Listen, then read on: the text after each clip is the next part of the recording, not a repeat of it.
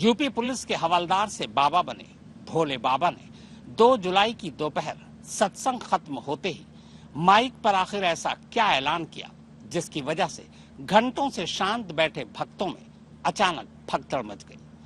हाथरस हादसे की जांच कर रही कमेटी के सामने एक चश्मदीद ने पहली बार इस सच का खुलासा किया है। तो आइए जानते हैं कि आखिर इस भगदड़ की शुरुआत हुई कैसे थी।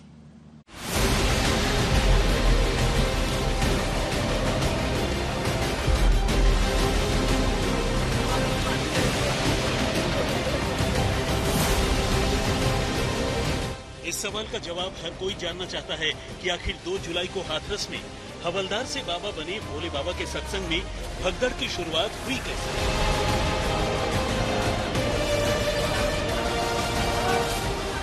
कौन सी ऐसी चीज थी जिसकी वजह से घंटों शांति से बैठे भक्त अचानक से बेचैन हुए। सत्संग खत्म होते ही ऐसा क्या हुआ कि पूरी भीड़ एक ही दिशा में भागने लगी। तो इन सुलगते सवालों के शुरुआती जवाब सामने आ गए। भगदड़ और भगदड़ में हुई 123 मौतों की जांच के लिए यूपी सरकार ने 3 सदस्यीय जिस जांच कमेटी का गठन किया है, उसकी शुरुआती जांच में ही कुछ सनसनीखेज खुलासा हुआ है। इस खुलासे के मुताबिक इस भगदड़ की वजह कोई और नहीं बल्कि खुद भोले बाबा और उसका एक ऐलान। 2 जुलाई की दोपहर 1:30 बजे तक सब कुछ शांत था। 2 लाख से ज्यादा की भीड़ अपनी अपनी जगह पर बैठी पूरी शांति और भक्ति भाव के साथ भोले बाबा का प्रवचन सुन रही थी। अमूमन भोले बाबा सत्संग के दौरान 1.5-2 घंटे तक प्रवचन देते, लेकिन 2 जुलाई की दोपहर उमस भरी बहुत तेज गर्मी थी। ऊपर से सत्संग स्थल पर जितने लोगों के बैठने की क्षमता थी, उससे 3 गुना ज्यादा भक्त इकट्ठा हो चुके थे। इन्हीं 2 वजहों से भोले बाबा ने अपना प्रवचन छोटा कर दिया। दोपहर 12:30 बजे उन्होंने अपना प्रवचन शुरू किया था और ठीक 1:30 बजे यानी एक ही घंटे में प्रवचन समाप्त भी कर दिया। अब भी सब कुछ ठीक और शांत था। भक्त अपनी अपनी जगह पर ही बैठे थे, लेकिन प्रवचन समाप्त करने से ऐन पहले भोले बाबा भक्तों को ऐलानिया आदेश देते हैं कि अब वो उनके चरणों की धूल ले सकते हैं। भोले बाबा का बस इतना ही कहना था कि 2-2.5 लाख का हुजूम अचानक खड़ा हो गया। अब हर चरण बाबा के चरणों की धूल की तरफ लपकने लगा और यहीं से शुरुआत होती है हाल के वक्त की सबसे खूनी भगदड़।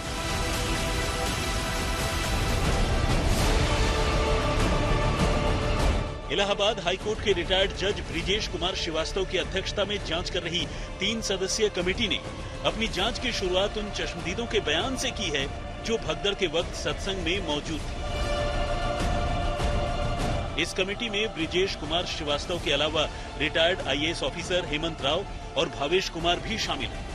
इस न्यायिक कमेटी को 2 महीने के अंदर अपनी रिपोर्ट सौंपनी है। ये कमेटी अब तक 34 चश्मदीदों के बयान दर्ज कर चुकी है। इस कमेटी के सामने हाथरस के एक चश्मदीद ने अपना बयान दर्ज कराते हुए कहा कि सत्संग खत्म होते ही चरणों की धूल लेने के भोले बाबा के आदेश ने ही सुबह से शांत बैठे भक्तों में भगदड़ मचा। इस चश्मदीद के मुताबिक बाबा की रवानगी से पहले ही भक्तों में भगदड़ मच चुकी थी और बाबा ये सब कुछ देख रहे थे, क्योंकि चरणों की धूल लेने के लिए भक्त भोले बाबा के करीब ही जाने की कोशिश कर रहे थे। इस चश्मदीद का दावा था कि अगर भोले बाबा उसी वक्त माइक पर भक्तों से एक अपील कर देते तो भक्त शांत होकर अपनी अपनी जगह पर लौट जाते, लेकिन भोले बाबा ने ऐसा नहीं किया। उल्टा वो वहां से गाड़ियों के अपने काफिले के साथ निकल गए। उन्हें निकलता देखने के बावजूद भक्त नहीं रुके और अब वो उस कार के पहिए से उड़ने वाली धूल को मुट्ठी में कैद करने के लिए कार के पीछे पीछे भागने लगे। जो धूल उठाने के लिए झुके, उन्हें पीछे से आती भीड़ गिराती चली गई। फिर किसी को उठने का मौका ही नहीं मिला। बाबा वहाँ से माइक पे अनाउंसमेंट करके गया कि मैं जा रहा हूँ और मेरे तुरंत पीछे अब रज ले लीजिए, रज को लगा दीजिए, कोई कैंसर है, बीमार है घर में, वो ठीक हो जाएगा, तुरंत नौकरी लग जाएगी। तो मेरा मानना ये है कि जैसे बाबा वहाँ से गई तो बाबा जैसे निकले यहाँ से और 10-15 कदम निकले होंगे, तब तक ही वो भीड़ भगदड़ में दब कुचल के मरने लगे। तो बाबा को वहाँ रुककर और तुरंत माइक के माध्यम से कहना चाहिए था कि नहीं रुको। तो बाबा चाहते थे इस घटना को टाल सकते थे, और बाबा उन लोगों के लिए भगवान था। तो बाबा की बात सब मानते, जो भी भीड़ भाड़ में जल्दी थी, उनको एक इस प्रकार थी कि मैं लूं पहले, मैं के चक्कर में, पहले रज लेने के चक्कर में एक दूसरे के ऊपर दबते गए, चढ़ते गए। बाबा चाहता तो इस घटना को रोक सकते थे। एक दूसरे चश्मदीद के मुताबिक सत्संग वाली जगह पर सुरक्षा का कोई इंतजाम नहीं, न पुलिस प्रशासन की तरफ से और न ही भोले बाबा के सेवादारों की तरफ से। इस चश्मदीद ने कमेटी के सामने कहा कि भीड़ को बाबा के सेवादारों ने जिस तरह कंट्रोल करने की कोशिश की और जिस तरह उन्हें धक्का दिया गया, उसकी वजह से अफरा तफरी फैल गई। भोले बाबा के काफिले को रास्ता देने के चक्कर में बहुत सारे भक्त सड़क से फिसलकर खेतों में गिरने लगे। चश्मदीद का कहना था कि अगर सेवादार, सुरक्षाकर्मी या पुलिस प्रशासन ने रूट समेत सुरक्षा के सही इंतजाम किए होते तो बहुत से भक्तों की जान बच सकती थी। बाबा ने जो बोला था कि मेरी चरण लेके जाना और अपना तुम्हारे कष्ट दूर हो जाएंगे, उसी अंधविश्वास में जनता उनके काफिले के पीछे भागी। काफिला भी उनका उल्टे गलत रास्ते पे गया। उस वजह से उसी में उनके कमांडो वगैरह जो अपना उनको रोक रहे थे भीड़ को, उसी में लोग झुके रज लेने के लिए, तो एक दूसरे भीड़ के नीचे दबते चले गए। फिर वो उठने जो लोग यहाँ कष्ट, जिसको जो कष्ट हो अपना यहाँ से हमारे चरणों की रज लेके जाएं और उनके सबके कष्ट दूर हो जाएंगे। बाबा ने खुद करी थी। बाबा की आर्मी, वो आर्मी तो वजह थी। आर्मी ने जैसे प्रशासन, जब किसी नेता की भीड़ होती है, जब वो होता है तो प्रशासन के लोग धक्का मुक्की करते हैं जनता से, हटो हटो हटो काफिला निकालने के लिए। वो उन्होंने किया, काफिला तो निकल गया। वो जो लोग गिरते गए भीड़ के प्रेशर में, वो उठ नहीं पाते। न्यायिक कमेटी हर चश्मदीद का बयान दर्ज करने से पहले उसकी पहचान, सत्संग पर उसकी मौजूदगी के सबूत, किसी तरह के उसके पॉलिटिकल लिंक या बाबा के साथ उसके अच्छे या बुरे रिश्ते की भी पड़ताल कर रही है।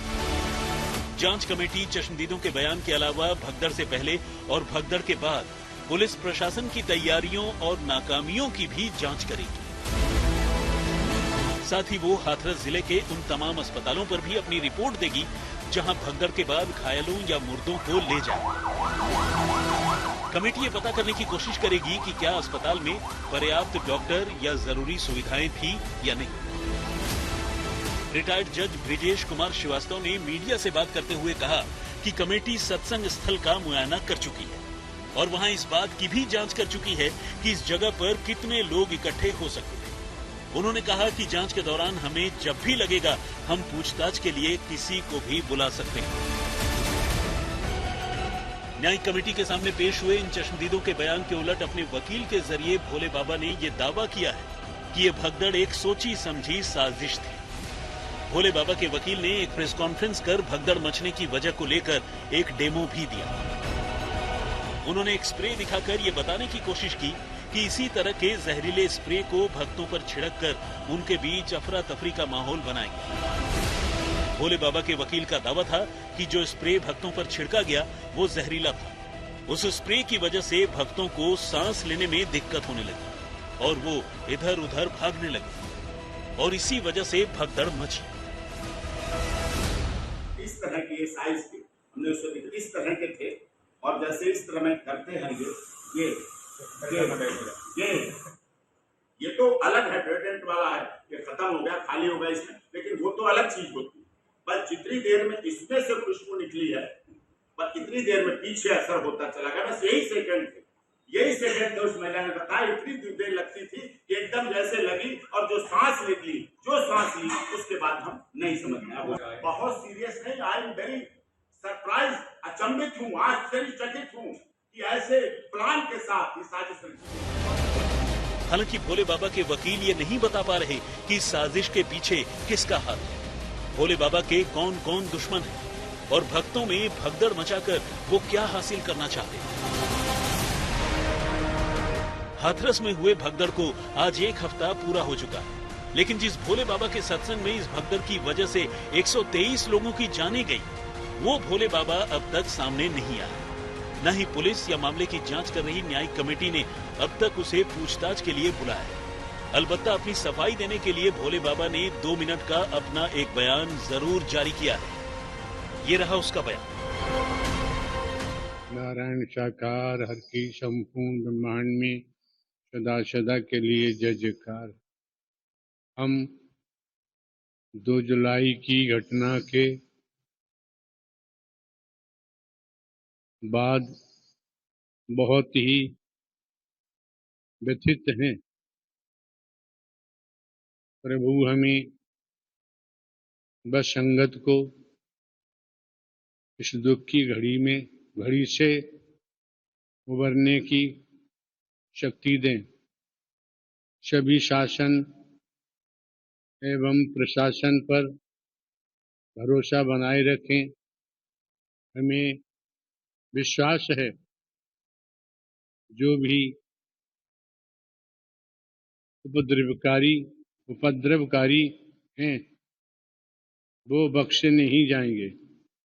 हमने अपने वकील डॉक्टर AP सिंह जी के माध्यम से कमेटी के महापुरुषों से ये प्रार्थना की है कि दिवंगत आत्माओं के परिजनों एवं इलाजरत घायलों के साथ जीवन पर्यंत तन धन से खड़े रहने का आग्रह किया है, जिसको सभी ने माना भी है।